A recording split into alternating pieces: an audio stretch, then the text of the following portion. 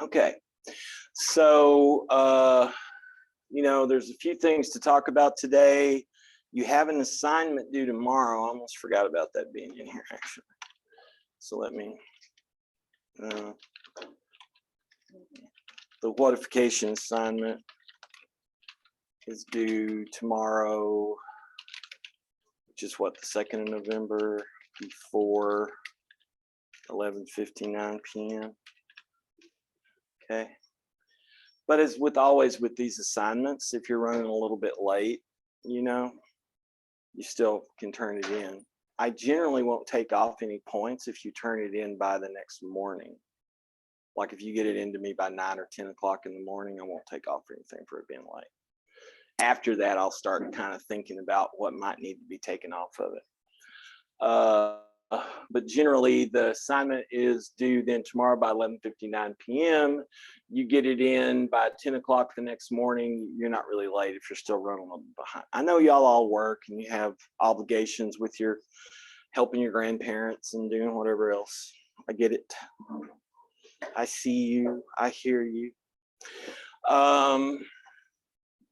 And I'll take roll, Vanessa, if you'll remind me before we leave today at some point. If I get ready to leave and I haven't taken roll, then that's when you throw yourself in front of me and say, no, take the roll. Okay. Please. Okay. All right. So, but other than that, are there any questions, comments, or concerns about the course? Or about what you're doing right now? Not. Okay. Well, that always makes it easier because when people start with questions, comments, and concerns, I have a tendency to end up doing that for an hour and a half and then not ever getting to anything. So, all right. Just a second. I need yet another of my mini affectations. Okay, cool. All right. So, today we're going to talk about Freirean hooks. So hooks a little more, begin the process of getting to know Paulo Freire. I want to focus in on humanization and dehumanization, but there are a few things to be kind of keeping in mind as we're thinking about this stuff. And that would be, how does oppress mean? How do you understand the concept? Remember, I'm trying to get y'all not to use what, right? So we're still going to try to keep to that process thing. Since this is a half semester course, I'm thinking I'm going to try to do this as often as I can between now and the end of the semester. Anyway, so how does oppress mean, or how do you understand the term oppression, the concept oppression? Okay. How does victim mean? How does privilege mean? How does liberation mean? So these are things to be constantly keeping in mind as we're doing what we're doing, because from the very beginning of the history of philosophy, and remember, when I put a pi sign on the board, that's because I don't want to write philosophy every time that I write it, right? Philosophy was, until sometime in the Middle Ages, philosophy and philosophizing was a way of life. Okay. And what life was it a way of? It was a way toward the quote unquote good life.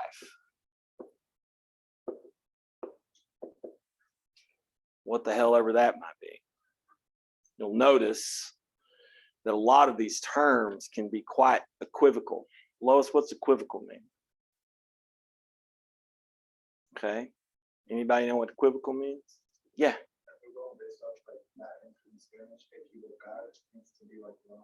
Yeah, equivocar in Spanish actually means to be talking two ways, which is actually what it means in Latin as well. So equivocat or equivocation means the word that you're using could have a lot of meanings, right?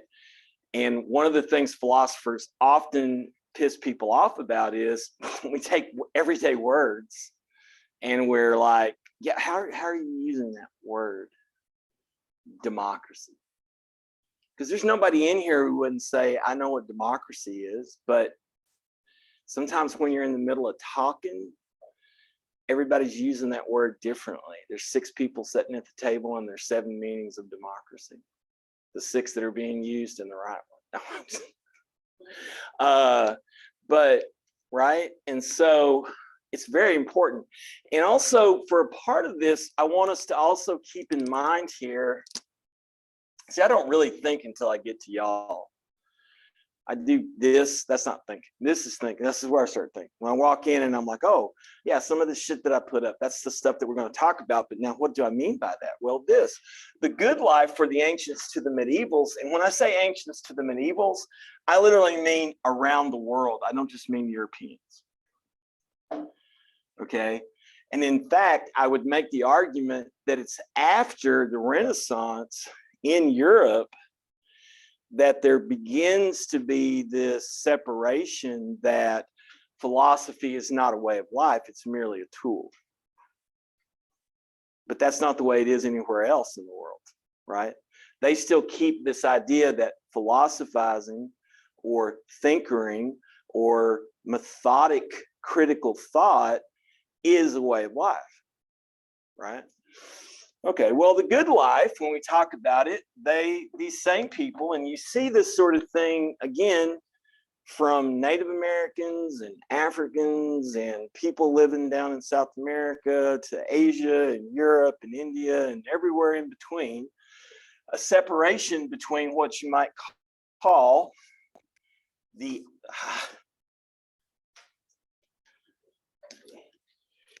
maybe I have one that works better.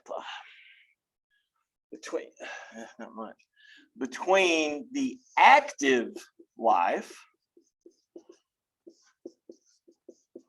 and the contemplative life. Yes, this one's going to have to go the way of all flesh as well, I fear.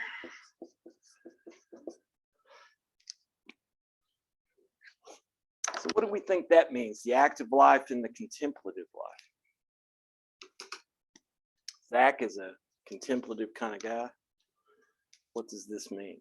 What's the difference between the active life and the contemplative life? Take a guess. I know you're guessing. I'm just okay. What is contemplation? What do you think contemplation is? To think, to reflect, right? And what is active? To do. Okay. So this is the life of doing. And this is, good Lord, this is the life of thinking. Right? And good heavens, there's nothing left anymore, is there?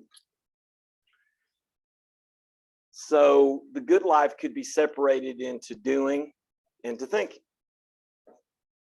Right? And where do we usually actively do things?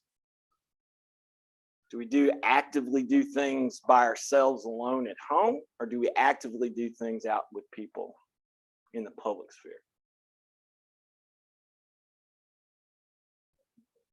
With people. The active life is actually about how you are active alongside others. So it's really about your public life. So really all they're saying here is philosophizing is a way of life. It's a way of thinking about what it means to be human in the circumstances you find yourself in, right? And if it's a way of life, it's a way toward the good life. And the good life is the life that finds the right balance. I mean, we still talk about this. It's the one that finds the right balance between public and private. When you're having a hard time thinking, even if you're in a public place, what's one of the things you do? Close your eyes and put your hands over your ears, put on your headphones, and maybe you play, you know, music that calms you down so you can get focused, right? How many people here have ever been a delivery driver? Anybody? Did you ever have a time when you were having a hard time finding an address and you turn the music down so you can see better? Happens a lot. We do this all the time, actually, because the actuality of our being in the world is that we are, I'll put it here so Paco can see it better. I see that you're hurting yourself trying to. We have a synesthetic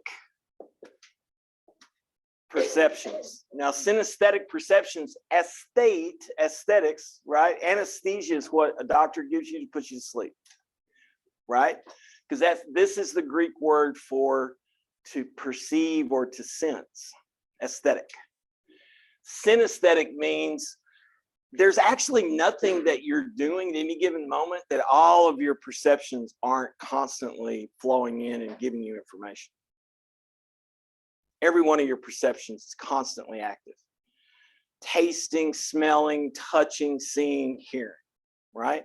So when Clinton gets lost and he's like, this music's too loud, turns it down because the noise is blocking sight, right? Yes, primarily you can tell because it's literally the highest sense on our body. Vision is very important to us.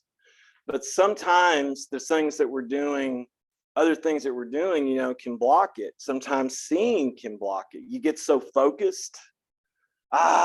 There's a parking place that no one's got yet right outside my apartment, and I never get to park right outside my apartment. And you get so focused on that, you don't hear the horn of the dude who's blowing at you who hits you. Because you're like, I want to be there. I want to be in that place. And you stop paying attention. So this sort of thing happens all the time, that our multiple senses, right, have to be curtailed for a little bit. So when we talk about the active versus the contemplative life, right, and that we're talking about the private versus the public, when you go into the private, you are literally depriving your senses of all this noise so you can think, right? And when you go into the public, you are literally publishing what you're doing, right? You are publicizing what you're doing, okay? This is all very important because even to this very day, everything that we're doing very much has to do with, do you have the right kind of public-private balance? Except today, we call it work, right? And life. I don't know why we do that. We say, do you have the right work-life balance? Listen, you're in the United States of America. If you haven't figured out by now that work is 95% of your life, and we'll get to that later as the semester unfolds. One of the reasons that y'all are in school, I think all of y'all are ready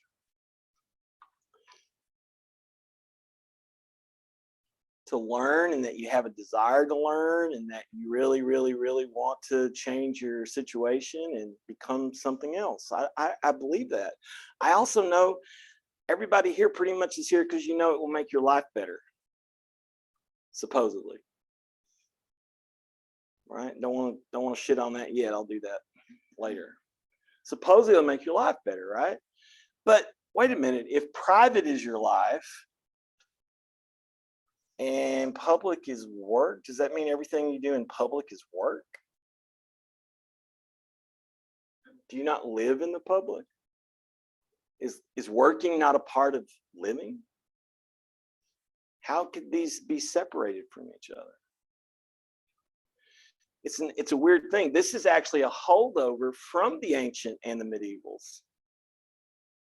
That being alive is not being a worker. It's not being a laborer. I know that's a good portion of hustle culture and a good portion of everything that, you know, that you hear about, but actually to live is more than just to work.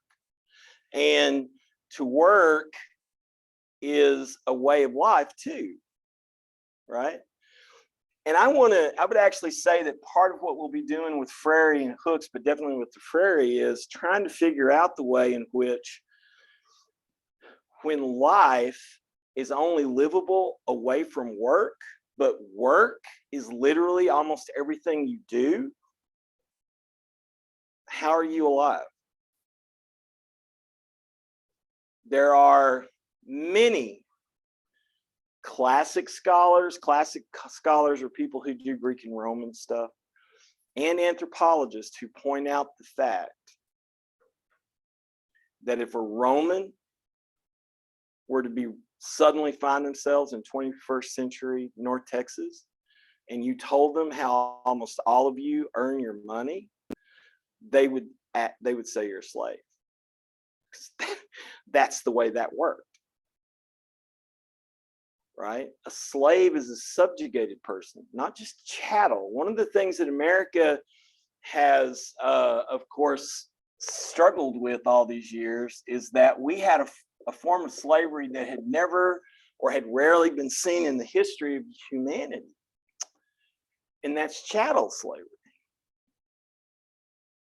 Okay, it's a little different. You know what chattel slavery means? Look at that word. What do you think chattel means? Isabel? Oh, very good, Zach. Thank you. You came through on one. Now I'll give you the gold star that you didn't get for not knowing what contemplation was right off the bat. Cattle. It means cattle. It literally means cattle. It's literally the same word. It just sounds better to say chattel, because you don't want to admit that these human beings were turned into nothing more than cattle that were traded. Right? But the Romans, they would be like, Isabel, you're telling me that you go out 30 hours a week and you do this work for this other person, and then they give you money in exchange? You're a slave.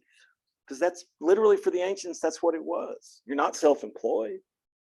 You work for somebody else. You have to do exactly what they say or you won't work there anymore. Yeah, we've gotten a disconnection, if you will, right, where we don't think of it in those kind of terms, right? But there probably are only 20,000 people in the United States of America that could wake up tomorrow and walk out the door and say, I have absolutely nothing that makes me dependent on anyone else, to the point that I have to do what other people say, that, you know, my boss says, or something like that, right? You're like, okay, wait, how is it? So oppression, victim, privilege, liberation, philosophizing is a way of life. It is a search for the good life. The good life has been paired two ways of being, of living the good life: the active life and the contemplative life. Active life is a public facing thing. Contemplative life is a private thing. Turn inward, right?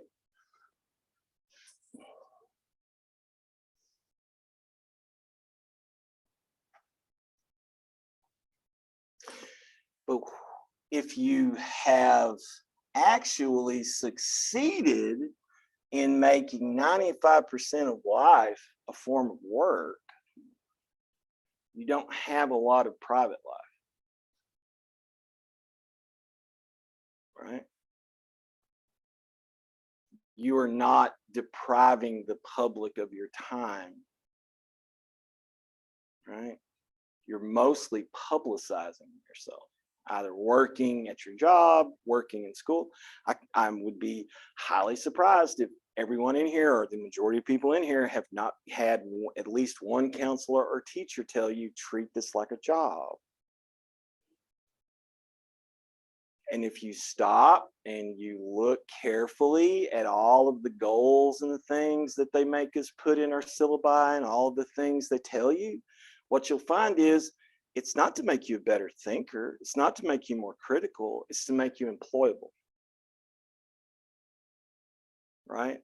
And I told you last week, I want you to learn how to write better, because if you can't, that's just one more excuse for you not to get a job. So if you're in this situation, then that the overwhelming majority of what you're doing has been turned into work, or even worse, mere labor. You know, anybody want to take a guess or take just a shot? What would be the difference between labor and work?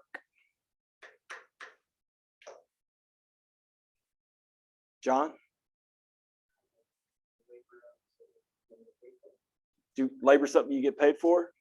You don't get paid for. Okay. All right. What about, so work something that you would get paid for? Okay. But don't you, what if we still talk about people that dig ditches and make roads as manual laborers, right? So they're doing something, but they're laboring at it. But I think you're right, in the eyes of most people, labor is something that you do, you don't get paid for, right? So that's an interesting take though, John, because in a sense, who were the laborers in the Roman Empire? The slaves. And all they got was room and board, right? Sometimes they could save up money that they got for whatever reason to buy their freedom. So the indentured servant thing, that kind of stuff. So it's an interesting thing. I don't think that this is not a critique of you. I think that you're saying this is primarily what most people think, right? That, you know, work is what you get paid for, or that shows some kind of profit. Labor is what you don't get paid for and doesn't really show any kind of profit. And I think when you look at it from that point of view of not showing a profit, where you understand that profit is something that's left over, right? That actually kind of gets a little better at this triptych of labor, work, active life. This is actually the political life, right? The active life is actually the political life, because for the ancients and for the medievals, to be in public was to engage in the duty of the citizen, to do the things citizens do, right? Who labored? Well, mostly it was a lot of unpaid people. And who worked? Well, you know, artisans, artists, those kind of people made things that would stay behind. And then the political life, or the active life, was a life of, we're just trying to arrange things so everybody can live a good life, right? The best life we can get. Okay. I'm going to leave the contemplative life's portions open for right now. I want us to kind of just keep in mind this stuff, because a lot of what we're going to be doing over the next few weeks with Freire is going to be just trying to get us to reconsider the role that instruction plays and education plays in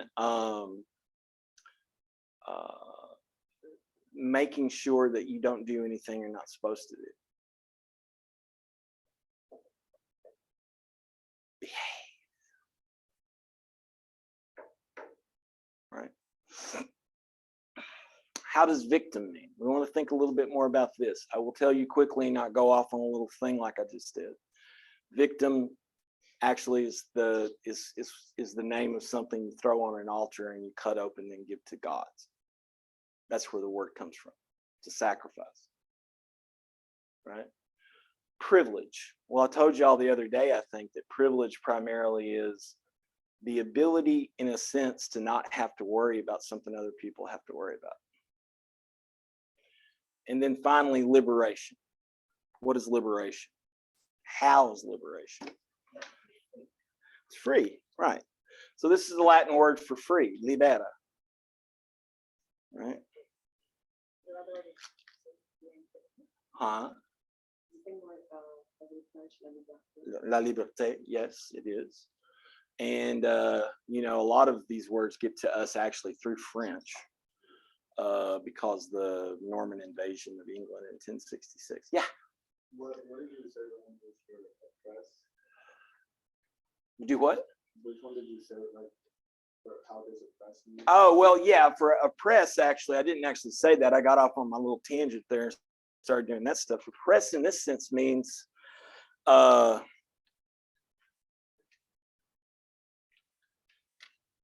press down. And then victim means to sacrifice or a sacrificial thing. Privilege means basically an ability to ignore. And then liberation, of course, means seeking freedom. But, you know, this is just kind of a gesture, right? Y'all should be thinking about how, as we're reading these things and you're looking at your own life and looking at your own experiences, how this stuff kind of plays out, right?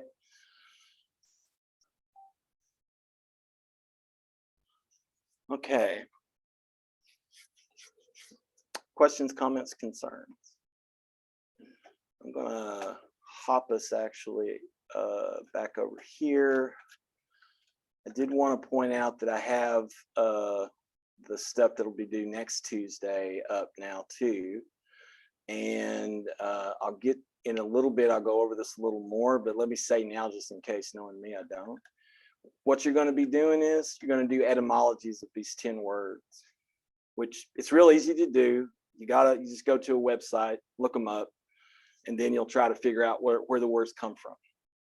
Okay. And then maybe jot down your own definitions of the words based on your experience and based on how you know now this word comes from Latin, this word comes from German, that kind of thing. Okay. And I'll go back over that again later and definitely again on Wednesday.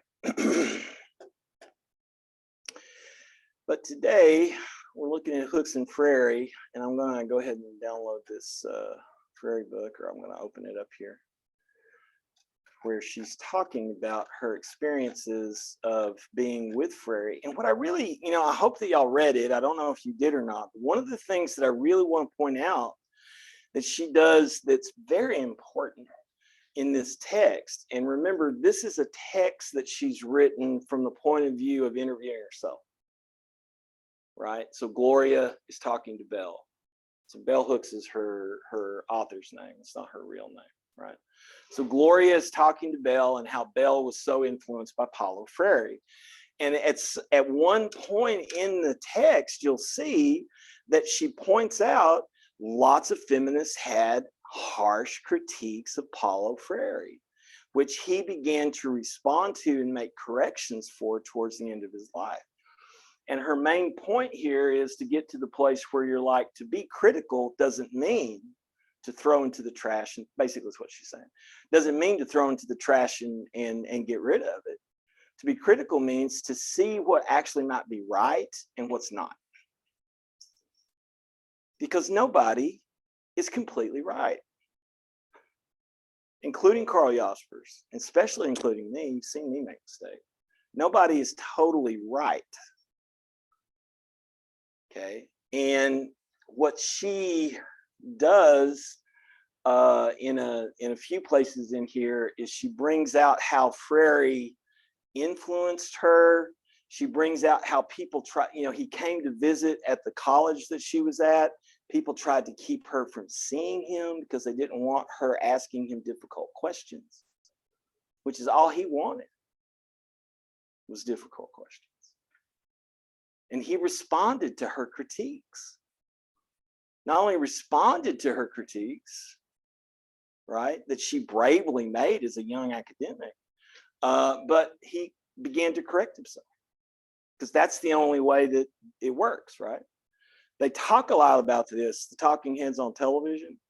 They talk about this a lot. That, oh, if we can't have a discussion, then how are we ever going to go anywhere? But as soon as people start talking, neither side is open to hearing real critique. It's just criticism, right? And it's shut down and no actual back and forth is happening, right? Okay, so one of the things that I wanted to really kind of point out inside of this particular text, it's around page 50, I think. She has a really beautiful image of privilege. I think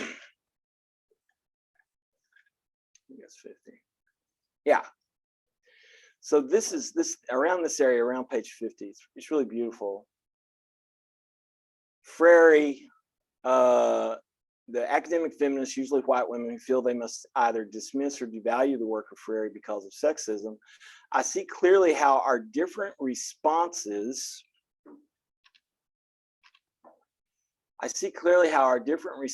are shaped by the standpoint that we bring to the work. I came to Freire Thursday, dying of thirst, in that way that the colonized, marginalized subject who is still unsure of how to break the hold of the status quo, who longs for change, is needy, is thirsty. And I found in his work a way to quench that thirst. This is another great way to think about privilege. Privilege is not being thirsty.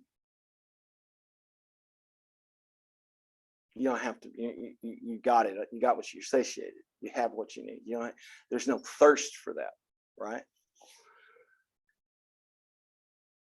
And so she says, to have work that promotes one's liberation is such a powerful gift that it does not matter so much if the gift is flawed.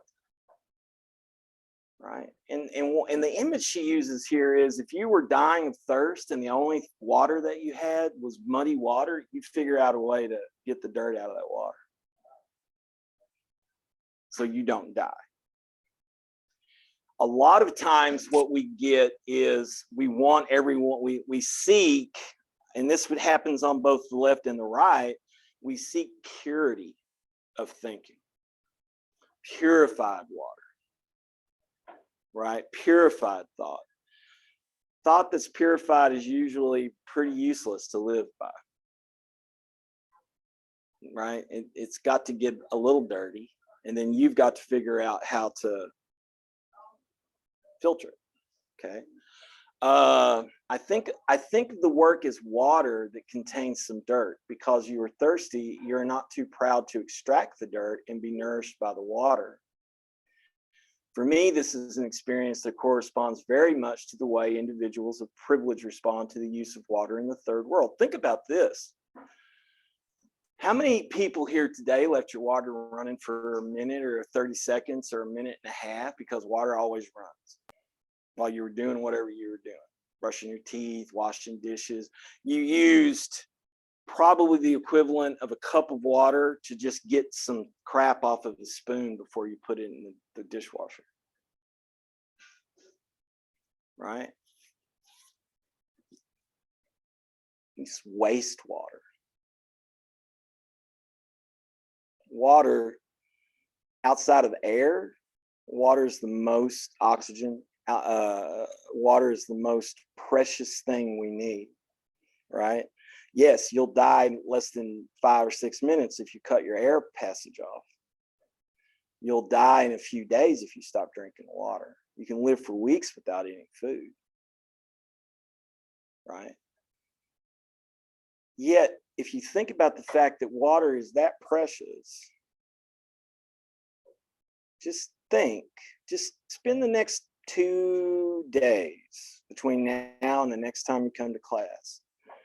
Jot down a mental note or even an actual physical note of how often you waste water and how often you see water being wasted. And then think about the fact there are places in the world, sometimes in the United States, like Flint, Michigan, or some parts of Mississippi, people don't have water or clean water, right? All they have is lead water, and that's different from dirty water. Right?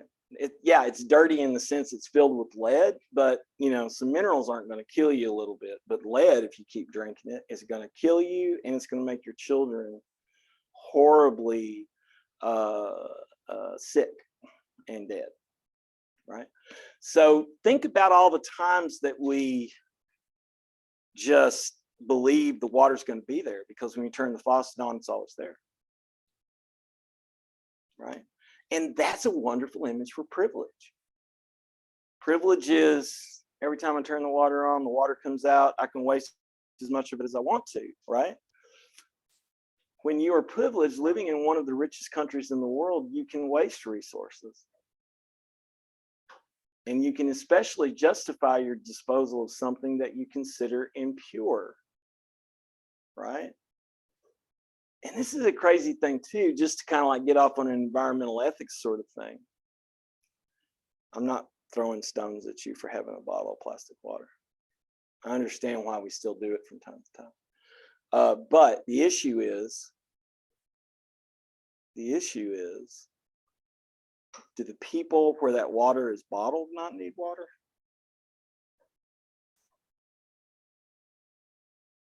Do you know that Nestle controls 45% of all the natural springs in the world, so they can bottle people's water and send it to the places where people will pay more for it?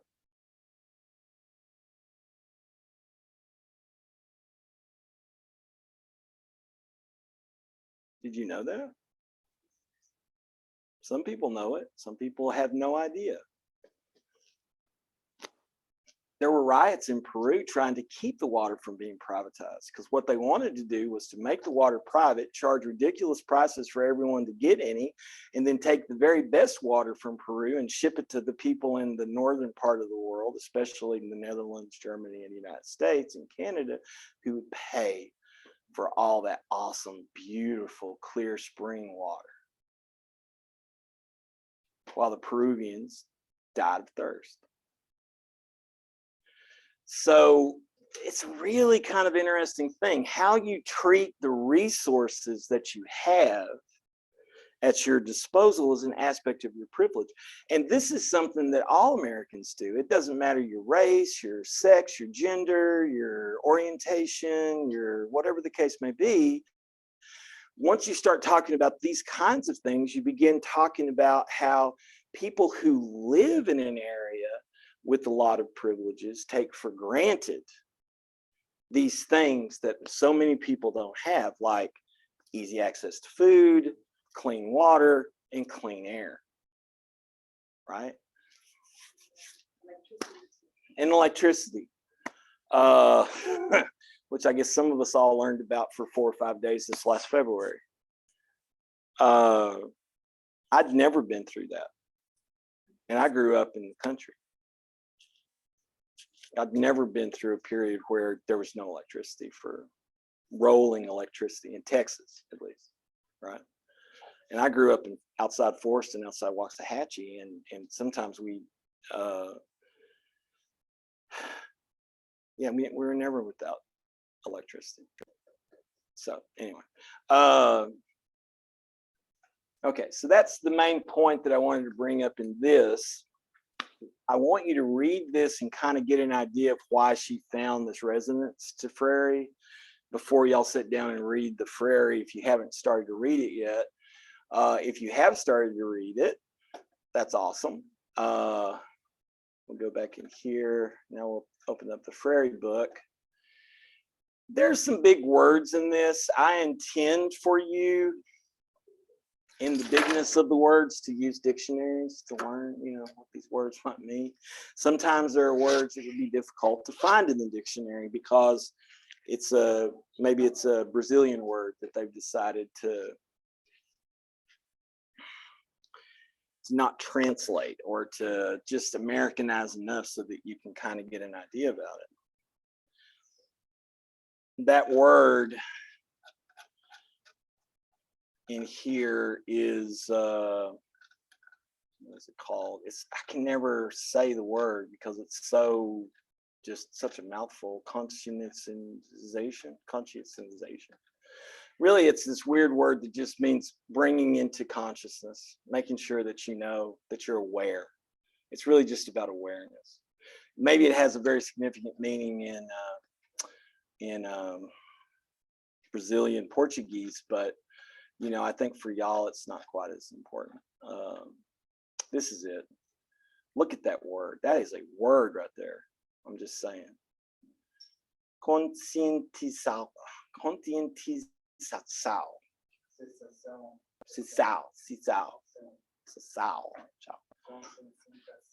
Thank you. So I try not to. Consciousization is the way Bell Hooks talks about it in her article. But really all consciousnization is that you actively make something come into consciousness. You purposefully think about it and bring it forward, right?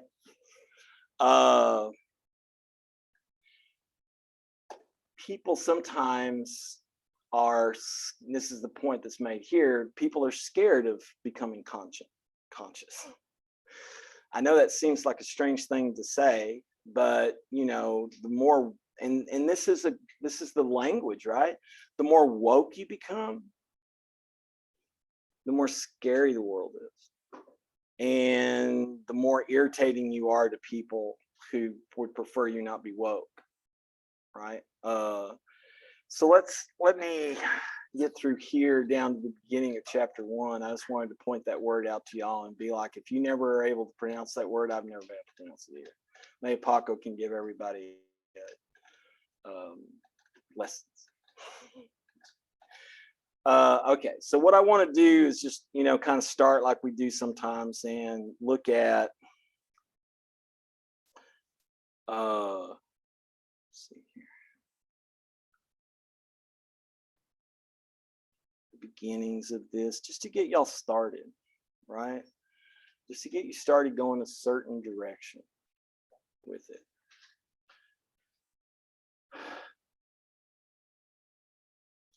While the problem of humanization has always, see, here's these big words. While the problem of humanization has always, from an axiological point of view, been humankind's central problem, it now takes on the character of an inescapable concern. Okay.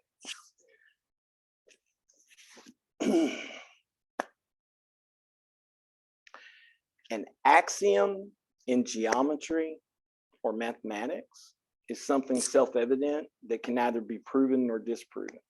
So you use it as a base to build up what you can prove, right? It's axiomatic. A triangle has 3 angles. It's axiomatic. A rectangle has 4 right angles. It's axiomatic. Okay, you don't have to challenge that. Okay, all right. So axiology then is about studying what is self-evident. In this sense, it's about our values.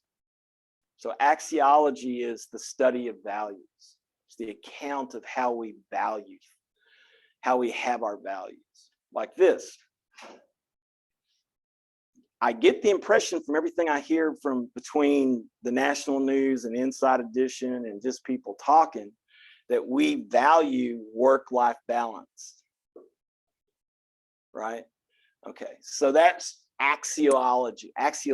So what does that mean then? While the problem of humanization has always, okay, from a point of view of our shared values, been humankind's central problem, it now takes on the character of an inescapable concern. Okay, so what's he saying? Somebody take a stab at it.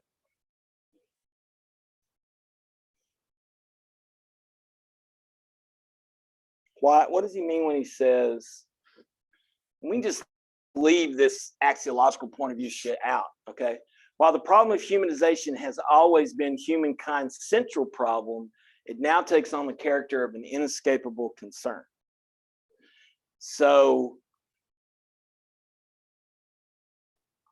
what's he mean by humanization, do you think? People have always been worried. He's saying people have always been worried about humanizing. What is that? What does that mean? Vanessa? It's the contrary of dehumanizing. But now that we've done that, all we know is that humanization is not dehumanization, but dehumanization is not humanization. So now we're in a circle. So how are we going to define one of them? So we're not in a circle anymore.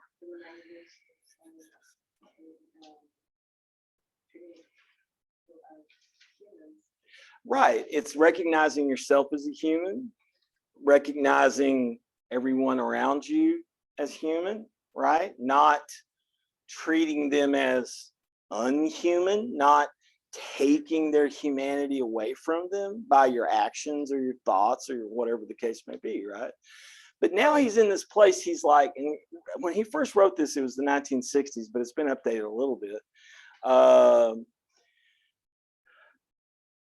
Now it takes on the character of an inescapable concern.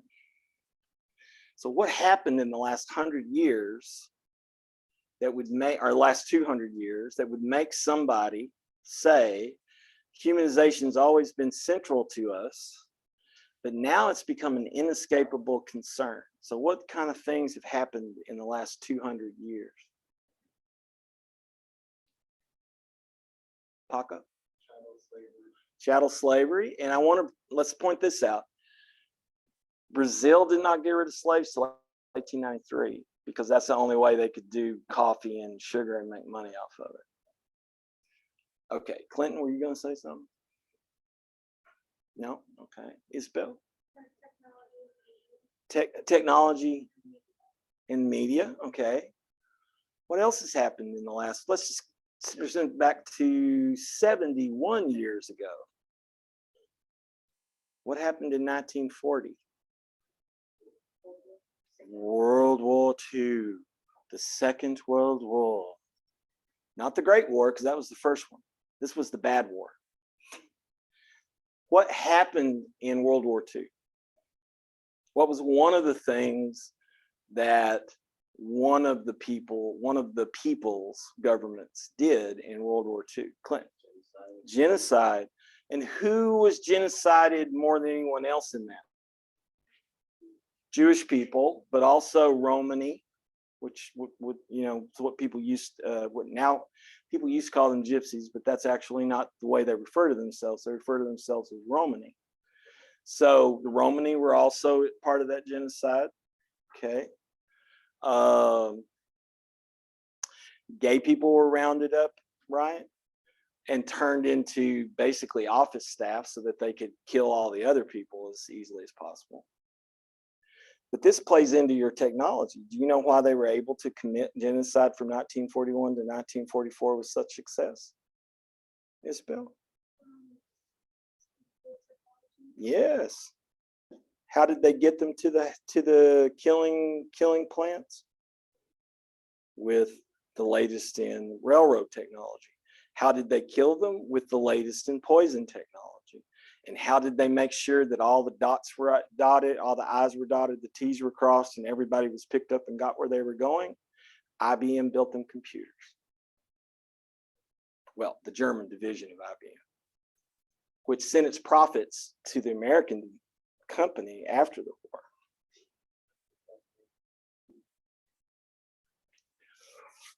So is this not then a time in which humanization should be an inescapable concern? Yes. The atomic bomb. Yes, we're not. I forgot about that one. When I was in about y'all's age, maybe I was younger actually. Yeah, because I was still in high school, so I have to be younger. I actually learned, because I got kind of invested in the anti-nuke movement. I learned that in 1982, the government of the United States had enough bombs, nuclear weapons, pointed at Russia to destroy Russia 35 times, and over again. And that the Russians or the Soviet Union, the Soviets, had enough bombs to destroy the United States 23 times. So we won. Winning, right? Winning. And obviously there's a lot of good that came out of atomic research, right? But at the same time, you know, it's a really kind of interesting issue. It's like Carl Jaspers says, because he wrote a book called The Atom Bomb and the Future of Humankind. He's the first philosopher actually to ever write about it. And he was like, you do realize that we have created all of this technology that shows us to be, you know, I guess we would put it in our own way, that shows us to be light years ahead of Plato and Aristotle and Buddha,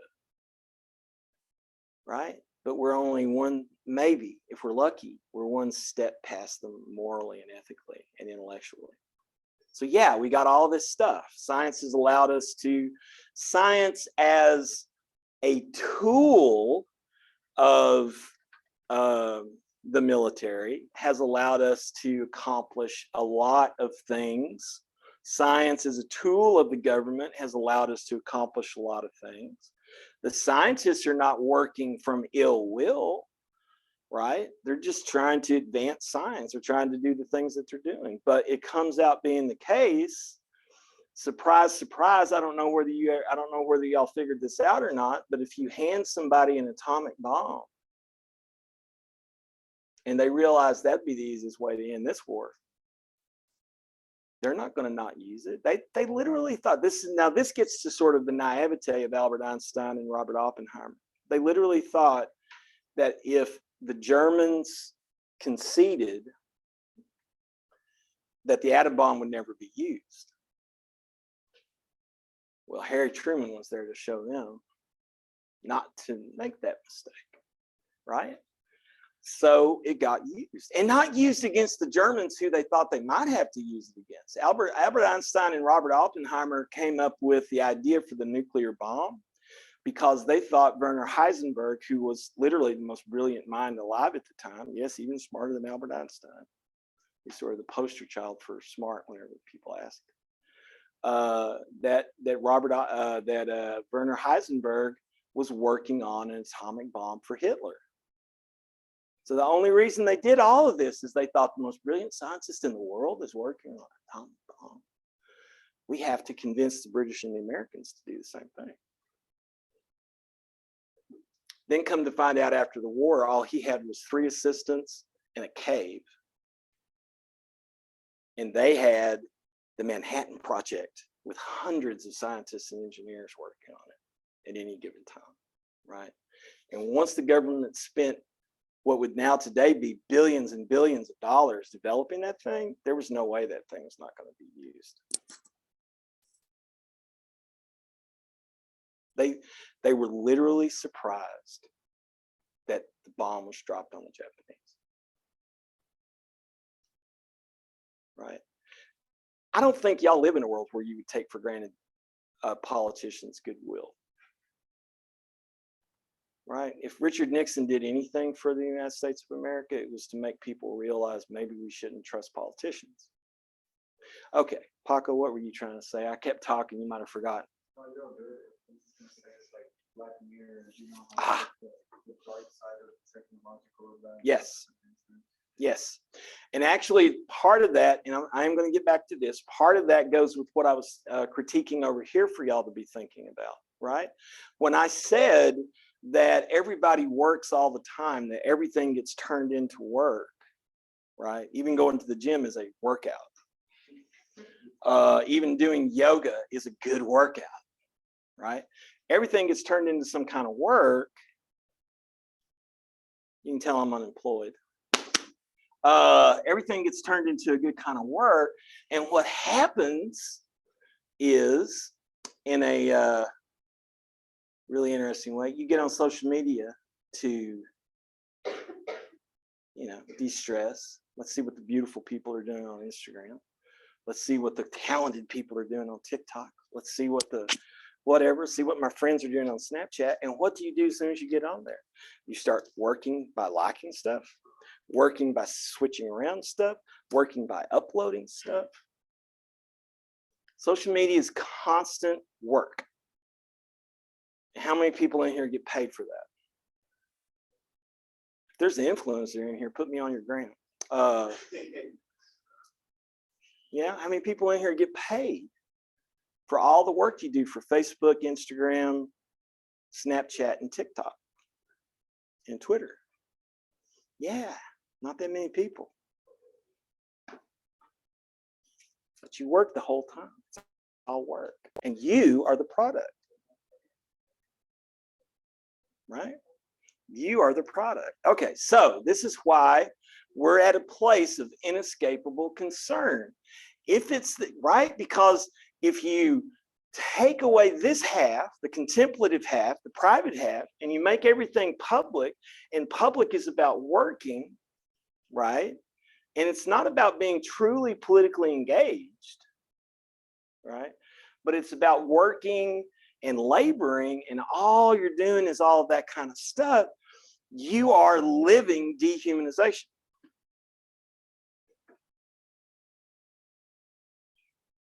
Because if you're working all the time, you're not different from a horse that draws a buggy. You're not different from a cow that plows a field, or ox. You're not different from a dog that guards a house. You're not different. And here's where we get, Jenny, here's where we get to the real dehumanization. You're not different than a machine. He'll do your job once they're able to invent it. Right? So it's a thing of concern. Concern for humanization leads at once to the recognition of dehumanization. So it's always been the case. If we're real, and if you saw Doom, say people finally see Doom besides that. Nobody? Good Lord. Okay. So if you are concerned with humanization, then you're concerned with what leads to the good life. And the good life is never something that's a bunch of people that are all dehumanizing themselves and everyone else, right? So in Dune, there's an important scene where this religious person, one of the philosophers in the Dune verse, shows up to test little Tim Tim, who's playing the main star, the main character, right? To test Timothy Chalamet as Paul Atreides. And she's like, put your hand in this box, right? And then she goes, as he's looking at it, he's like, what's that box? She's like, it's a box, put your hand in the box. And he's like, okay. It sounds like a joke your uncle would tell, right? He's going to ask you to grab his finger and then fart like some horrible thing. But that's not what she's doing. So she's like, put your hand in the box. And he puts his hand in the box, and before he can even react, she's got this thing right next to her. Like, this is the Gom Jabbar. It is a poison. It will kill you instantly. Do not remove your hand. I'm testing to see if you're human. Because an animal, because here's the difference. The hand begins to experience ridiculous levels of pain, but it's not real. It's not real. An animal would know that it's not real and would gnaw its hand off to get away from it. So her idea, that the whole idea of this is the Gom Jabbar will kill you if you move your hand. So you have to stick with it. And she's literally testing to make sure he's human. Which is really weird, given the history of the 20th century. You want to be really careful with that idea. Right? Because it's very easy to say, well, yeah, but you're not human. Right? You're an animal. You're a monster. So you do want to be careful with that, but it's really at the heart of all of this thinking in the history of being human and developing kinds of educational structures and trying to figure out what our values are and trying to figure out what it means to be ethical and what it means to live a good life and to just not be an asshole. Right? Notice the things that we say about people, right? Who we watch dehumanize other people. You're an asshole, right? You're a jerk. We reduce them down to parts of their body instead of a full human being. Or we call them a bitch, which actually means a she-dog, although I think some people are surprised to learn that, because that's actually what they think women are, unfortunately, because they dehumanize women. They're just breeding dogs. right? That's not what I believe before anyone quotes me out of context, right? But the point is, I'm trying to get to here with this is, if you notice when you get angry at someone, that the first thing you do, and everybody does this, so I'm not trying to say, you know, this is what the most horrible, you know, the Nazis do this. Everybody does this, right? You find the word in your head that you think dehumanizes the person because they're not acting like they should. Right? Is that a good thing to do? Not necessarily, but I can understand it. It happens to me all the time when I'm driving over here. My God. My God. The Yankees who moved here to just be somewhere more conservative, please go away. Don't know how to drive. Anyway, so Yankee, I suppose, is a dehumanizing term. So the issue is here, humanization automatically makes you realize that there's dehumanization. It's very interesting. If you're really sunk in dehumanization, you may not actually know about humanization.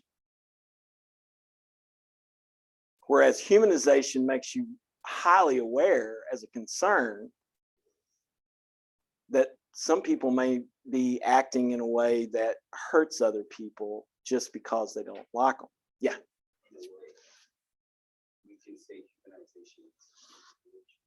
Humanization is a privilege. And just think about all these words. You know, we reduce people to their skin color. We reduce people to their genitalia. We reduce people to their sexual preference. It's reduction. That's what makes it dehumanizing. You take out the fullness of humanity and you reduce it to one thing, usually a visible thing, right? Again, another reason not to just be overwhelmed by what you see, right? If you talk to any cultural anthropologist or any physical anthropologist, they will tell you that most of the stuff you can see in human beings, there's like 25 to 30 characteristics out of 2,000. Out of 2,000 characteristics, and we make most of our judgments based on those 25 that we see. Yeah, Paca? I think it's just society sets us up to be dehumanized, because when we're born, we're like to get to fill out like this is the birth name, gender, right. So anything you do out there, anytime you want a job, anytime you school, anything that's just like being marginalized to just this information. Yeah, and the issue with a lot of people, I think, who don't understand, like if you only have one or two of those things, right? This is the issue of intersections. If you only have one of those things that's made a decision for you, right? And you got a lot of privilege, you can waste a lot of humanity, just like you waste water, because you don't have to think about it. But then for people who are born and they're intersex, or born and they're a woman but they look like a boy, they're feminine but they look like a boy, they're masculine but they look like a girl, in the ways that we make those determinations, then you got a whole legal document. You don't want to be what a legal document says you are. That's definitely squaring you down to a little bit, right? Refugee, boy, uneducated, just stamping it on, right? Just a piece of paper. This is who you are. Right? So this is the reason we have to be really taking these things up. Now, what he says here, concern for humanization leads at once to the recognition of dehumanization. And notice it's a recognition. Suddenly, if you become aware that your vocation is to become human, you recognize something that had been there the whole time that you'd not paid attention to. Dehumanizing. Okay. Not only as an ontological possibility, there's more of that highfalutin language. That means not only as a possibility of this kind of being. So when it says ontological, is an account of being. So ontos, ontos, do we dare, is the Greek word for being. So an ontology is an account of being. Okay, and really, this is another reason we do the whatification exercise, is to kind of get past turning everything into a static being. That's what I want y'all to be working on, right? So you see more of the process. Obviously, to be is a process, right? But he says it's not just about, it's not only as this kind of entity that you could be, but it's a historical reality. Layers and sediments of this, right? In ancient Egypt, and this goes on, this goes back. It's not just the United States. I'm not, I want to say this, and I'll probably say it a few times. I am proud to be a Texan, and I am proud to be an American, but I'm also critical. All right, I'm not a self-loathing American, and I'm not a self-loathing Texan. Okay, but I am a critical person. The ancient Egyptians had a word for Egyptians and non-Egyptians. And it literally was something along the lines of Egyptians, people, not Egyptians, not people. This is not a new thing. All right. That's the reason why he says, and why the ancients go to all these lengths to talk about it. Humanization has always been something we worry about, because we're always trying to figure out who is human and who is not human. And in a sense, who is a friend and who is not a friend. Clinton? Is it the same thing that, Israelites do? Kind of, sort of. It's the, we are the chosen people, and it starts off really well with, we're the chosen people, we're not part of those people. Yeah, that kind of thing. And also the Greeks do something similar. So they have Greeks and everybody else. And the Greeks are fully human, and everybody else are barbarians. But why are they called barbarians? Ba ba ba ba ba ba ba. Because when they talk, it sounds like they're just going ba ba ba ba ba ba ba ba ba ba ba ba ba. Like they're even their language isn't human and doesn't deserve for us to learn it. Right? The Chinese do something similar. There are the Chinese and everybody else. And this goes back to the ancients, not just today. Today, they're not quite so blatant about it, right? But we do it too. Americans and not Americans, as you were talking about last week, right?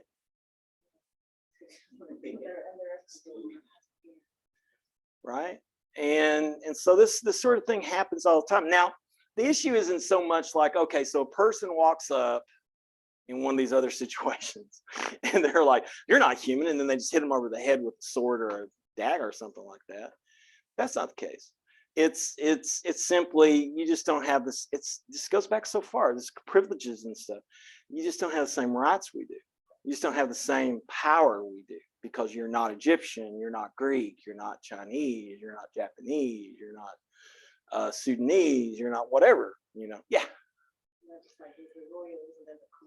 The royals and the commoners. See, then it even gets baked into the system itself. It's like, well, Pharaoh is not a human because Pharaoh's a god.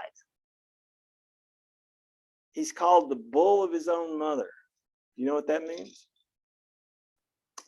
Well, whenever you become Pharaoh, you were imbued with the spirit of the Ka, I think, of the god Osiris, which your father had when he was having sex with your mother. So you're the bull of your own mother. See? The divine part of you ensured that you would be there to be on the throne. It's very, yes.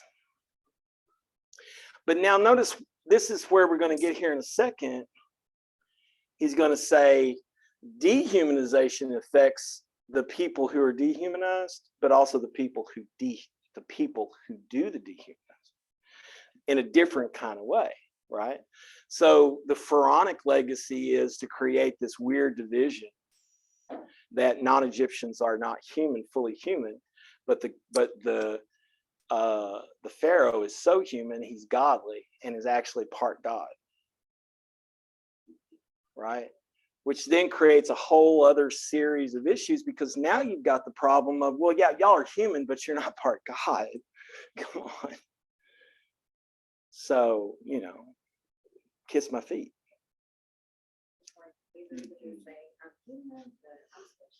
I'm human, but I'm special. I'm not like everybody else. Every one of you in here is unique, and I do believe this, but every one of you in here is unique, and you can do whatever you want to do. You can be whatever you want to be. That second part I'd never say. I'd say you're unique, you're singular, there's no one else in the world like you. And within those limits, you can do what's possible for you to do. And that's very different than saying you can do anything you want to do, right? Okay, and as an individual perceives the extent of dehumanization, they may ask if humanization is even a viable possibility. One of the things that happens that sort of keeps the whole thing kind of moving along, challenging the ancient, medieval, and more profound notions of the good life, is that you literally get to the place where you're like, you can't solve this problem, and you despair. So the real issue for Hooks and for Freire, and because you're in an intro to philosophy course and you're probably wondering, what has any of this got to do with the history of philosophy? The real issue for them, for Socrates, for Buddha, for Plato, for Nagarjuna, for Lao Tzu, for Confucius, for David Hume, for a whole host of other people that I could just keep listing off for you that are historic philosophers. The issue becomes, how do you stave off despair? Right? And that's, if you think about what Jaspers was doing in those first two lectures of his that we read, right? First comes wonder, then comes doubt, which then can open you up to the thrownness, forsakenness thing. But if you go wonder, doubt to forsakenness, and then that doesn't become a place where you can re-inspire, where you can get new breath, then the doubt just simply becomes despondency, just becomes despair, dispiritedness, right? Or as some people might put it, first comes wonder, then comes marriage, then comes a life pushing a baby carriage. Who wants to be in that? Well, a few people.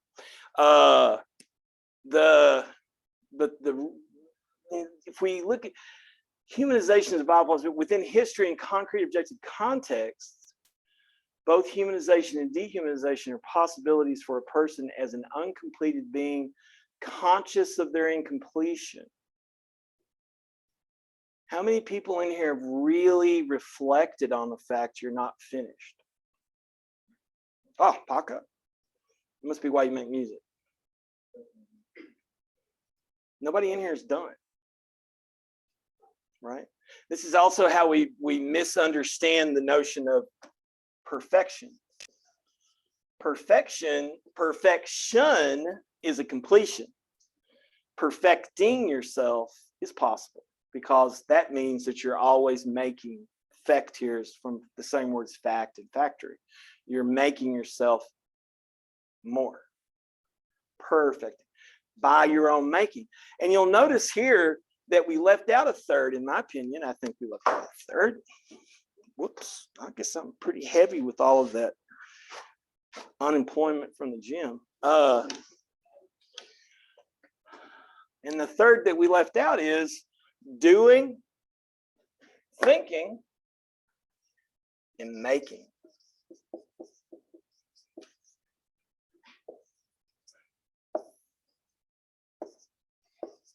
Right? Because that's what we do. We make. We're makers. We make judgments. We make decisions. We make schedules. We make mistakes.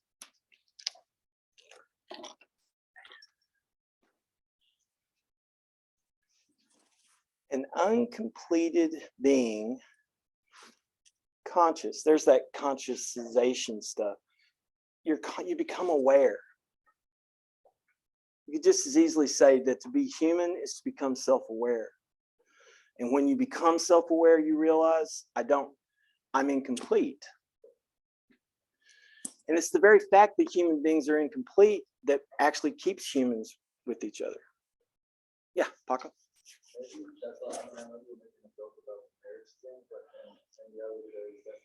Oh, sure.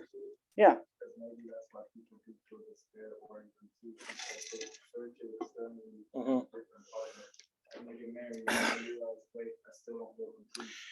Yeah, this is actually a good point to bring in here. You know, I've performed about 23 or 4 weddings for people. So students are like, I'm not really religious and you're the closest thing I have to something. So would you mind marrying us?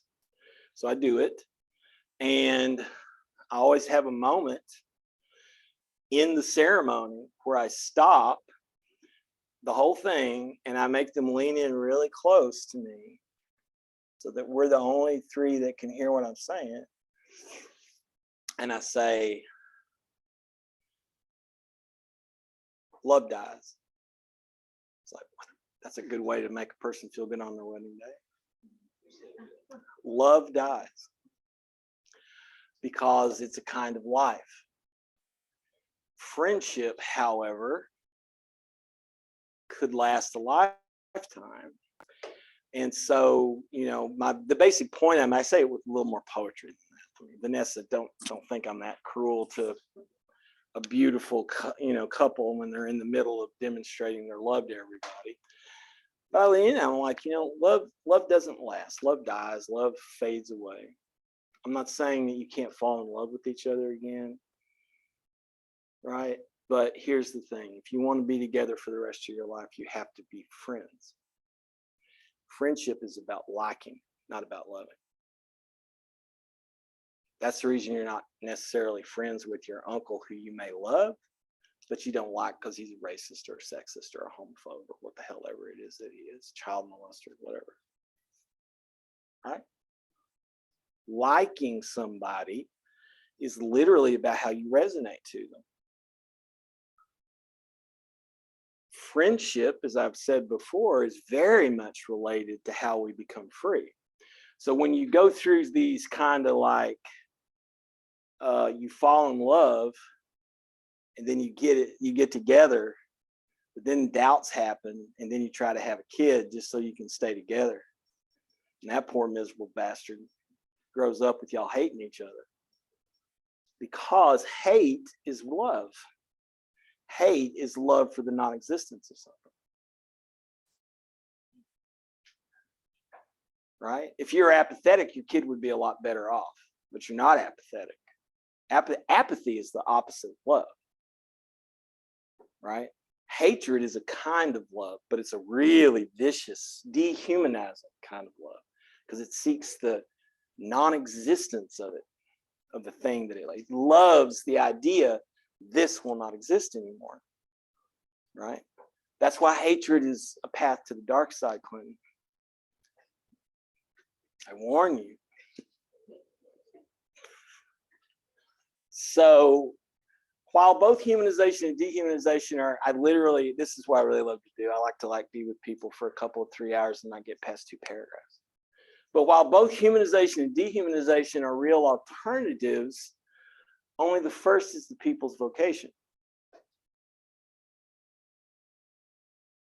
So only humanization can be a vocation. You can't have a vocation to dehumanize.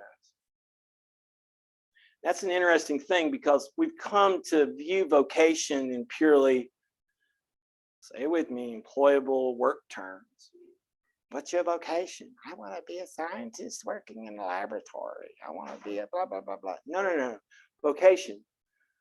Paco? Both. What? invocar, voice. It's a calling.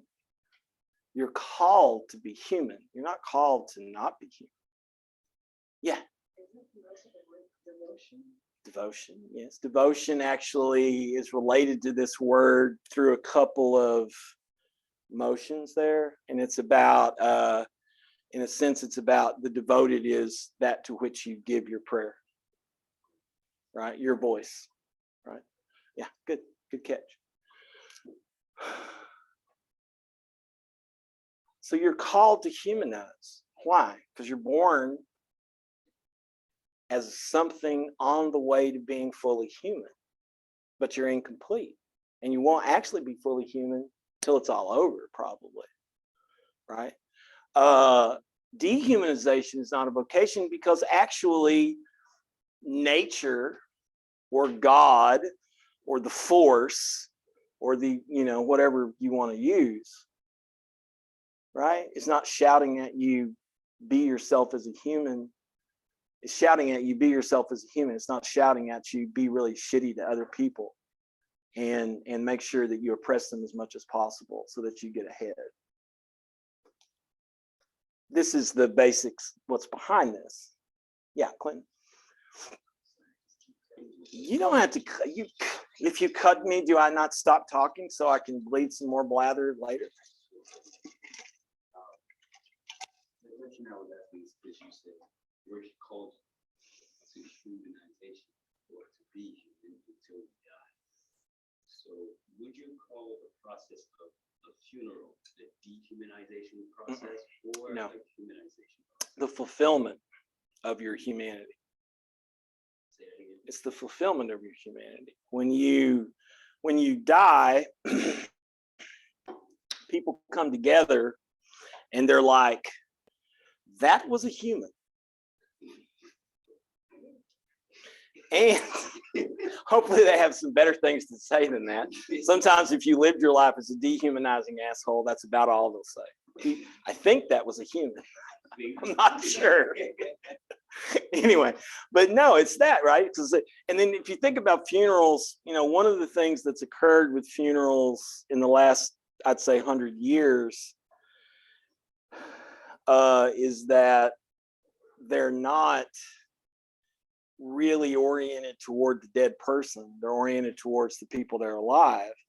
And, one thing that was pointed out by a number of thinkers in the 20th century is that, they weren't saying, we should, recapture all these Catholic and Buddhist practices, but they were saying, in a sense, the funeral industry has become, if we just for the moment set aside making money off of it, it's become this thing for the people who are alive.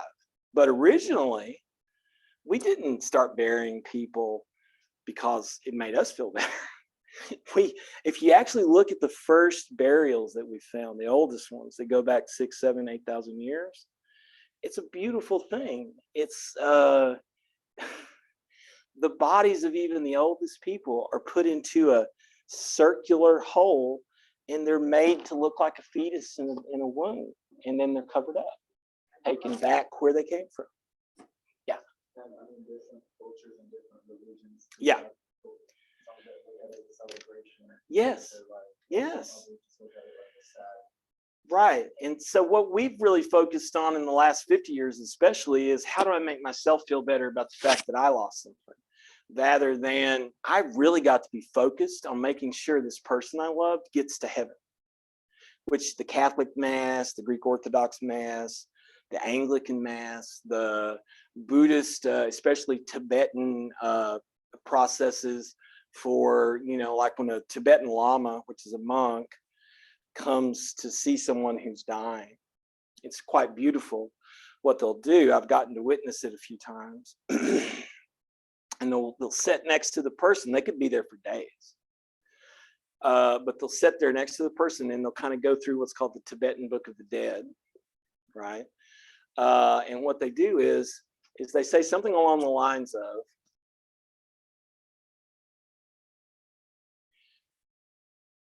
you're transforming right now, moving from here to the next place. You see a bright light. And then they kind of describe it to help the person grab it. And then they're like, okay, you missed that. Well, the next thing you might see is this. So they actually take you from pure nirvanic illumination all the way down to the depths of hell, just to make sure you know where you're going. If just in case, either you're going to pure illumination or you're going down to one of the 13 levels of hell. But the point is, I'm going to help you make your journey. Right? And it's similar. The Catholic Mass is based around that too. You don't say the Mass, the people that come, right, to add their energy to the grace of the Mass to make sure you go where you're going. By the way, if you're Catholic today, happy All Saints Day. But if you're just Catholic today, happy All Saints Day. But yeah, so that's the whole point of it, to get you where you're going, right?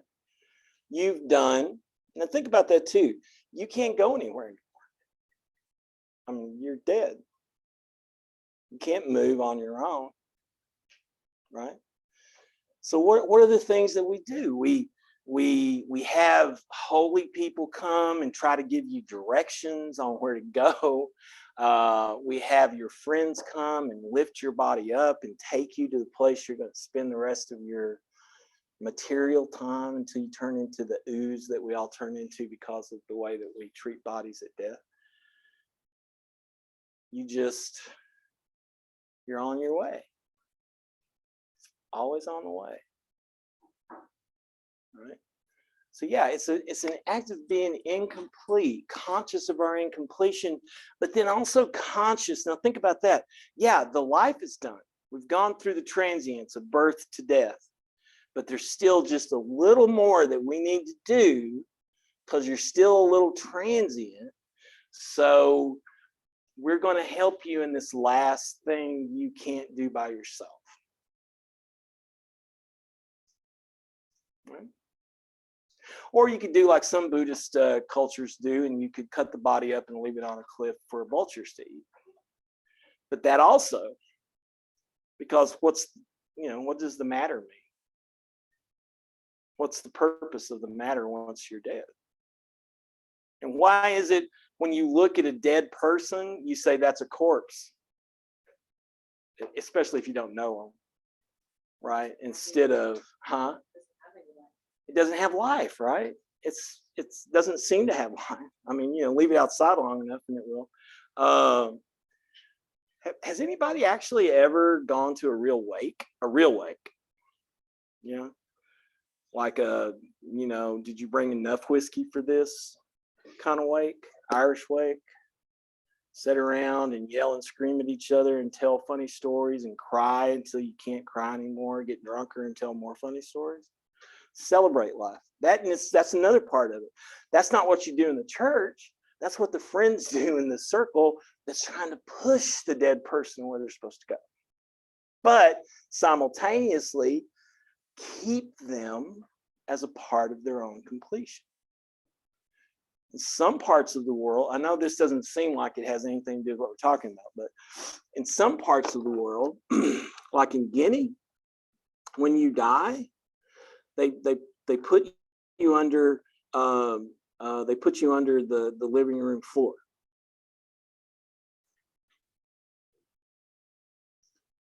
I guess you could say it's buried. It's not actually in the ground. It's usually wrapped up in a way and kind of stuck to the bottom of the floor, which is off and then anyway. So, but the issue is, how can we put grandmother in the ground when she's been here with us our whole lives? So we have to have a place for her here. Then there are other places where they won't do that, but they will bury the person near the house that they live in. And then there are other places where they have special spots to bury you. If you were to go to Denton and Decatur, and if you were to go to Denton and then drive to Decatur, the back road from Denton to Decatur, and you look over in the fields, you'll see little mounds, right? At least the ones that are left, They haven't been disturbed, and those mounds are the leftovers of the Kickapoo and the other Indians that had lived, or natives that had lived in this area. And they lived in that area, Denton to Decatur. They did not go there very often because it was a very swampy, marshy area. So they called it the place of bad air because it was filled with methane. But when people died, that's where they would take them. And then they would build mounds, and they would put them in the mounds, and then they would be there to become a part of, you know, what the hell ever is going on in this area. But it was the place for the dead, right? So, you know, we all kind of do these things, but think about in this notion of completion, think about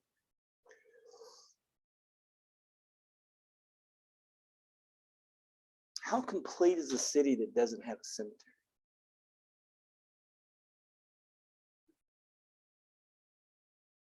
How complete is a city that, or how about this, how complete is an area in the city that has a cemetery but doesn't have access to food and water? Called food deserts, right? Yeah, there's a lot of food deserts in this region, actually, in Texas.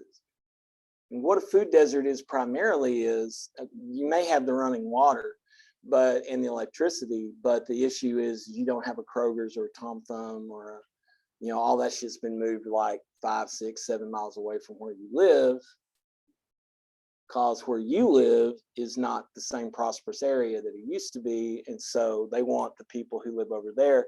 So you have to figure out how to get there if you don't have a car, or you have to go out of your way to get there and get back, right?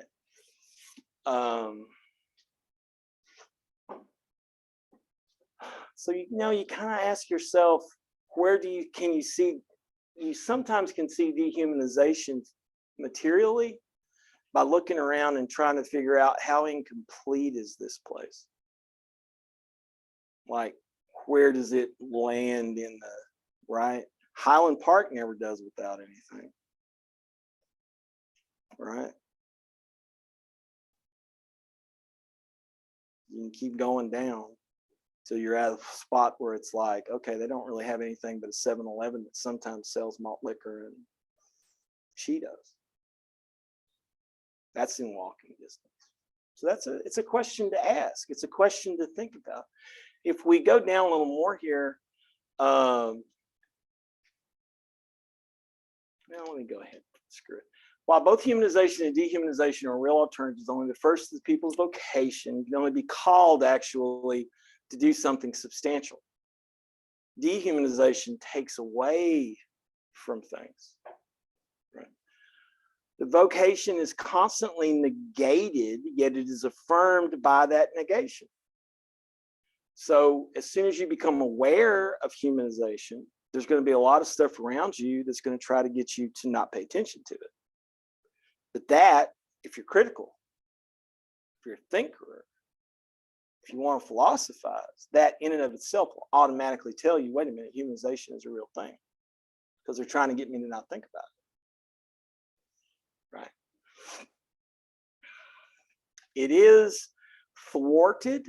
Humanization is thwarted by injustice, exploitation, oppression, and the violence of the oppressors. It is affirmed by the yearning of the oppressed for freedom and justice, and by their struggle to recover their lost humanity. When I ask y'all to read this stuff, and I ask you to do it, and there are very few people who teach philosophy that ask you to read something like this, I want you to remember that everything that he just said has been said over and over and over again in the history of humanity by Jesus, by Buddha, by Confucius, by Mother Teresa, by, you know, pick somebody who's famous and actually cared about people. This is not just to indoctrinate you into some kind of leftist way of thinking, unless you think Jesus and Buddha and Confucius are all leftists. Right? Dehumanization, which marks not only those whose humanity has been stolen. Think about that. We'll come back to that. That's a loaded word, but I think it's an important word. Dehumanization, which marks not only those whose humanity has been stolen, but also, though in a different way, those who have stolen it. Dehumanization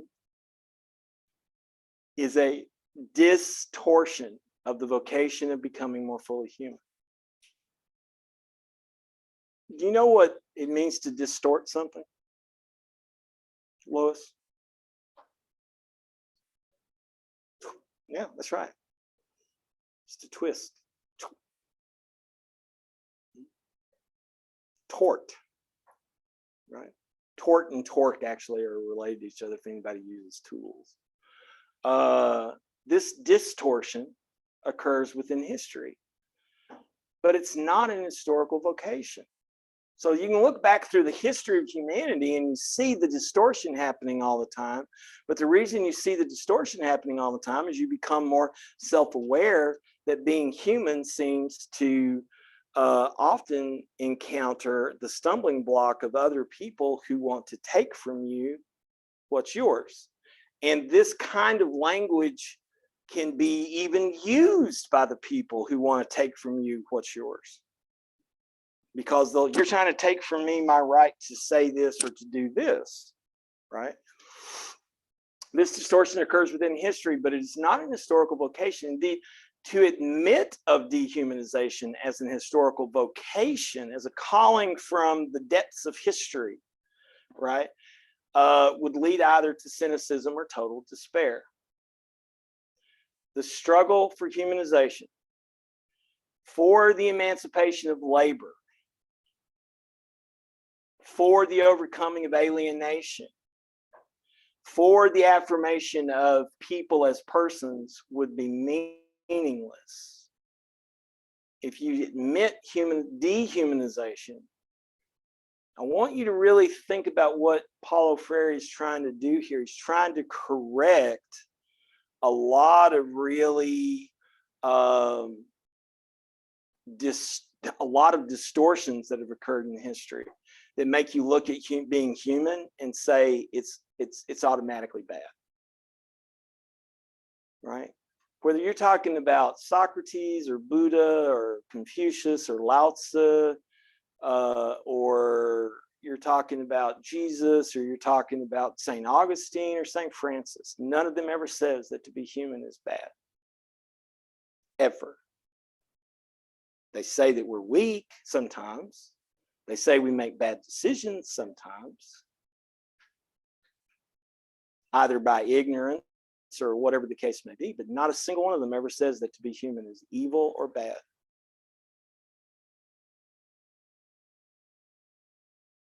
Because that would be the admission of dehumanization.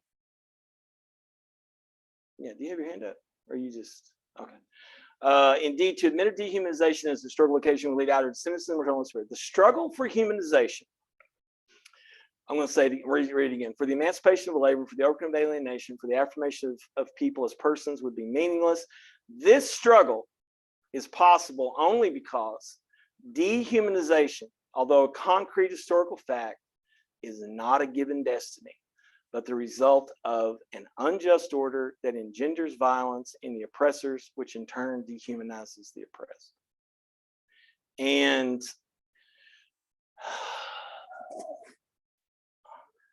right? So what he's saying here is it's not a historical vocation, right? But it is a concrete historical fact. Okay. It's not the destiny of humans to be dehumanized. It's not the destiny of humans to be under the foot of someone more powerful. It's not the destiny of humans to be used as resources until you're absolutely used up. That's not your destiny, right? The destiny, the place you're going, is to be human.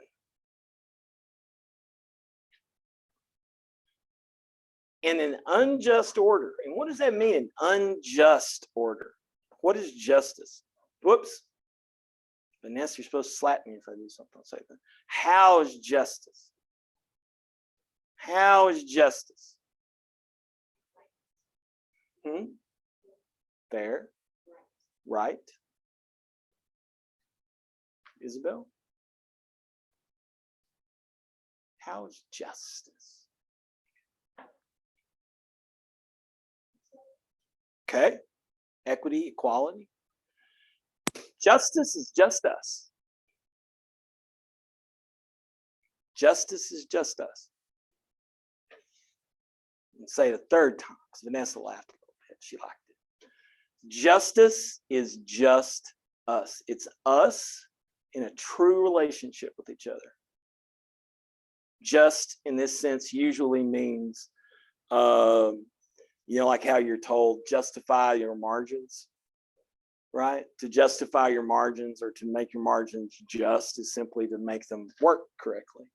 And so when I say that justice is just us, what I mean is that when we truly work together to follow this humanization call, we make ourselves true. We right the world, right? So when you said justice is right, or justice is fair, then it's literally about, especially if you say right, it's about rectitude. It's about knowing the angles and how they fit together. Because all of us are different, come in like, this whole classroom, if you were to try to map this classroom as a geometry experiment, there'd be a lot of angles you'd have to try to figure out, right? And that's not just this classroom, that's you. All of those intersections I've talked about before, and all the angles that are in those intersections, and the way that those intersections often are imposed on your system of the world, are imposed in your life, right? To take from you, right? Because it is a distortion of being more fully human, sooner or later being less human leads the oppressed to struggle against those who made them so. There's never been a time in the history of humanity where there were some people who were dehumanizing, who did not find themselves up against a bunch of people who were tired of being dehumanized. That's common. Revolution is very common, right? Yeah, Paco. I have a couple questions actually. Oh, that's fine. The first one is This text was originally in Portuguese. It's a pretty good translation. My Portuguese is pretty horrible, but from what I could tell from when I read it, I think it's a pretty good translation. He also worked with the translator, which is not what always happens. What's the other question? Other one is, do you think us being desensitized also leads to being dehumanized? Yeah, actually, I would say in Spanish we have a beautiful way of saying that. The las deshumanización and desensitized and dehumanized, it's the same thing. To desensitize, that's synesthesia, to become unsensitive to other people's humanity, right? All the time. There are moments where you need to make a decision to not, right? Like when you're a doctor in an emergency room and you have to like make decisions of this person's worse off than that person. That's not dehumanizing, right? But that is using your ability to turn off your sensibility, your aesthetic, your aesthete, your senses, your perceptions for a little bit in order to focus on the person who's the most hurt, right? But yeah, I think that desensitizing is a very big part of it. So if you grow up in a society like I did, not like y'all, it's different. Y'all have other issues you have to deal with. But when I was growing up, I was utterly desensitized to racism. Because everybody was racist. I mean, actively, not in this kind of way people are reacting to now, but I mean actively being racist, and when I realized that I wasn't necessarily what everyone thought I was, and I decided, I think that I might be gay, but I knew automatically not to say anything to anybody about that. So I became more desensitized to myself, but I also became desensitized to other gay people, right? Or to the gay people around me, which is the reason that I always loathed drag queens until I got to know drag queens. Once I got to know some drag queens, I realized there's no reason for me to hate these people just because they're femme, but they weren't acting enough like a man, which is why I became desensitized to them, right? Homophobia in me is real because it's there. I feel it all the time. I'm always struggling against it. Racism is there. I'm not a racist in the sense of I actively go around being one, but I see it happen. I feel it happen sometimes. Sexism and misogyny are there. I catch it when I'm being critical, when I'm being reflective of what happened in my day, right? Xenophobia is there. I didn't know that that I had bigotries towards Mexicans until I moved to Mexico and realized that I had all these suppositions about what it means to be a Mexican. And then I got there and I was like, oh, this isn't that different. Yeah. That's what I'm saying. I was 19 years old before I realized I had those, and I even had Mexican godparents when I converted to Catholicism. And I was very, so I was like, I got down there and I was like, oh shit, I'm a xenophobe of some kind, right? Because I had all of these assumptions. Then I got there and I realized, oh shit, not only did I have some kind of weird anti-Mexican thing that I didn't realize I had, because although I'd always been friendly, I got down there and I realized that they're filled with all kinds of, if you're a European with blonde and green eyes, that's the 5th generation Mexican, you mean more than someone who's half Indian. And if you're fully Indian, you don't mean much, right? Mayan or whatever, you don't mean very much. So we see these things in every society. To talk about the system and the structures of dehumanization that are sort of there, right? We've already been talking, we're thrown into a world that's already underway, right? And you may be in wonder at the nature of it. You may be wonder at the things that are awesome. You may begin to doubt your parents and doubt your teachers. But then when you really begin to explore your thrownness, you start hearing this vocation of humanization, and you begin to realize that when somebody like Paulo Freire or Bell Hooks says there are racist structures, that doesn't mean that they believe that an individual is performing racism.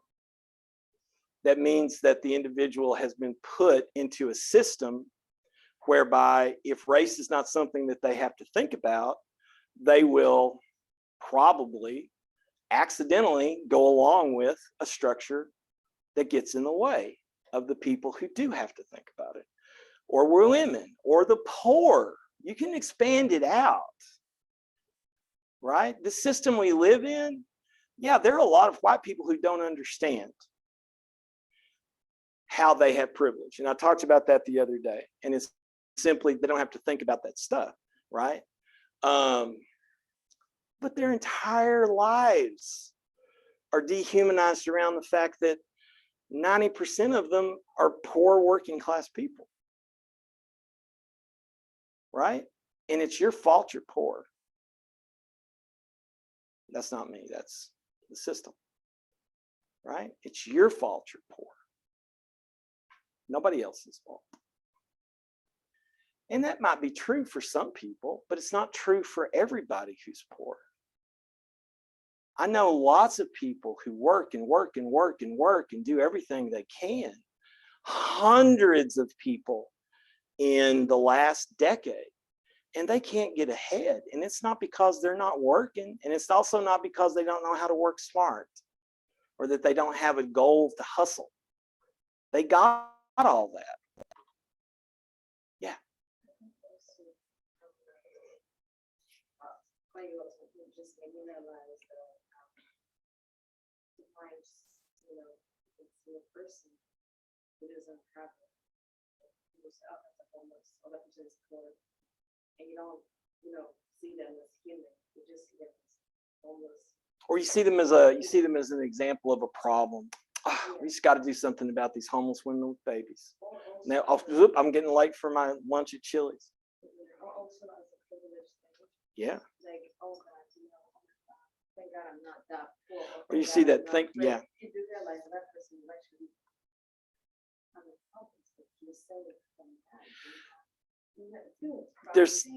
There's a thing that I was watching on TikTok. I watched a lot of TikTok. I don't know if y'all watched that.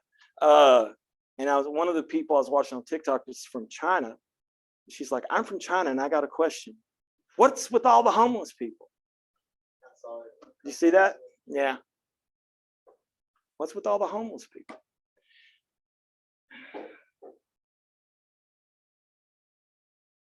And you want to struggle. But now this is a really interesting thing. There are more places for people to live. And I'm not just talking about apartments. There are enough houses in the United States of America for every homeless person to have a place to live. Not apartments, houses that are empty. Right? But if I said that, and there's probably somebody in the room right now who's like, yeah, but that belongs to somebody. And that would not be fair to take that land away from them and give it to a homeless person. And it's like, okay, where's the fairness in having enough homes for every homeless person to have a place to live, but because you're worried that you might take away the profit margin or the property of a person who's not even using that property, that's more important. Property rights are more important than human lives. And now we're at the end of what we're going to do today, because if you learn anything today, it should be that law equals property.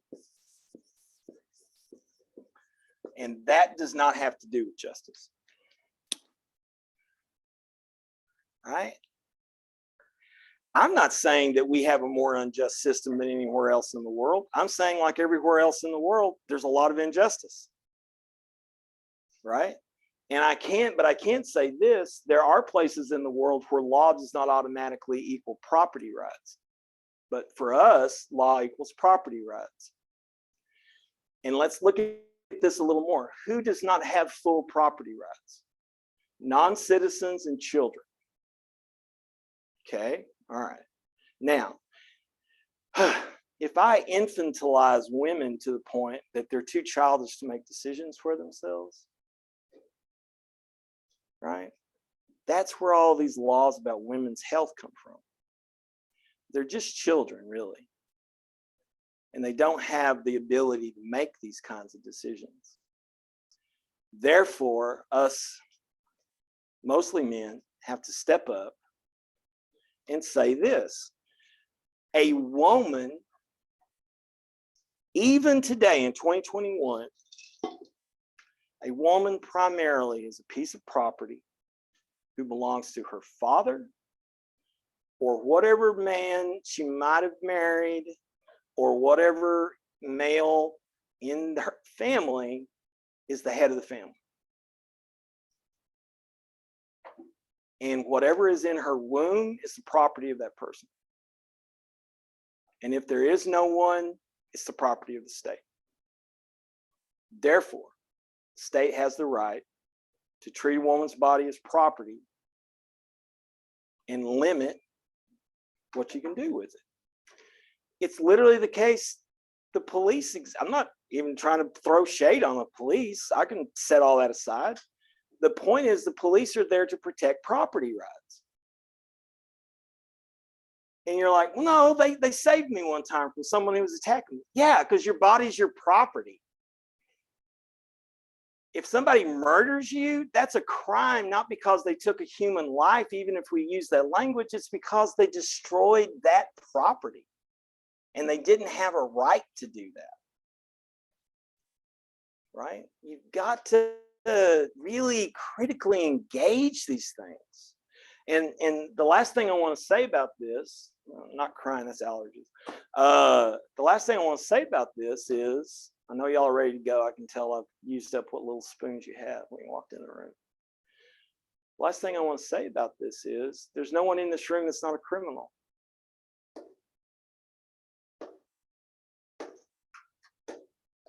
Right? There are millions of federal, state, county, and local laws. It is impossible to be in our legal system and not be a criminal. It's just a question of whether you've been caught. And more than likely, you're very ignorant of what you're a criminal of. Right? I'm not just talking about the fact you go 10 miles over the speed limit, or you roll through a stop sign, or you flip off a cop when they're not paying attention. I'm talking about the fact that you literally cannot know all of the laws, so therefore, more than likely, you're committing a crime.